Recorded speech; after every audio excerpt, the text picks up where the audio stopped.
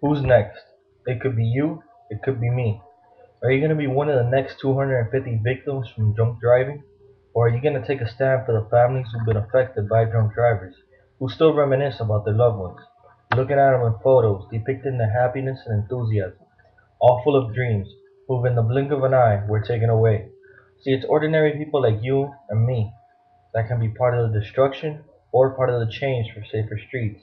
Nearly all single injury and death caused by drunk driving is totally preventable.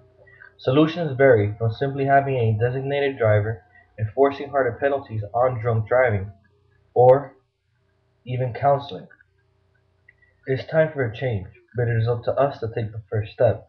In the last 10 years, over 250,000 people were killed due to drunk driving.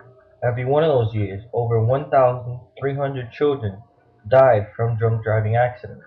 That means over 1,300 mothers left mourning every year. To give you a more basic idea of these statistics, every 20 minutes a life is lost in a car crash due to alcohol in America. And besides children, most of the deaths are from the ages of 16 through 25. 16 through 25, but I thought we weren't able to drink till the age of 21. Well, that simply means that liquor stores are selling to underage drinkers. So the same people who are trying to make a couple dollars are the same people helping to destroy the youth in society. Next time you go to a liquor store, look around and ask yourself how many people are really 21, and then think, him or her might be next. Sometimes we look at statistics and forget that each one of those numbers are real people you could save, real families you could save. You have the power to change these people's lives. You could be a designated driver for someone that's drunk at a party. You don't have to wait for him or her to ask you, can you be my designated driver? Some people are ashamed of being drunk and not being able to drive themselves home.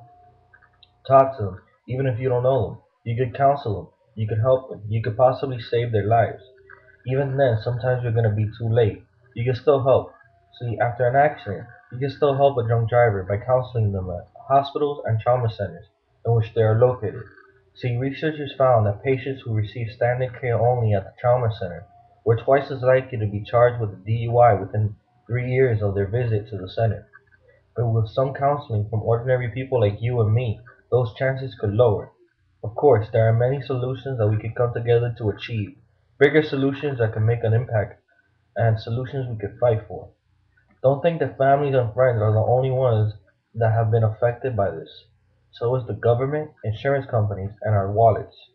Let's look at a study made by Allstate Insurance. They say that alcohol-impaired drivers are estimated to cost American taxpayers 21 to 24 billion dollars per year.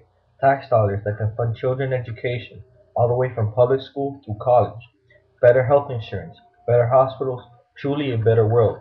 You still don't see the seriousness of the situation? Well, an American society wastes $136 billion and 65,000 lives annually.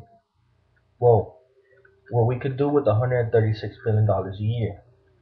See, we can fight for stricter laws against drunk driving, or being drunk period, simply because everyone benefits. Some changes have been made in some states, but this is a national dilemma, and we still need more changes. Well, now that you know more about the facts of drunk driving, why not take a stand? In reality, very few things have been done, mostly by mothers who made up MAD, which stands for Mothers Against Drunk Driving. But the rest of us are just standing around waiting for a solution. We just can't realize that we are the solution. We have the power to stop waiting and start acting.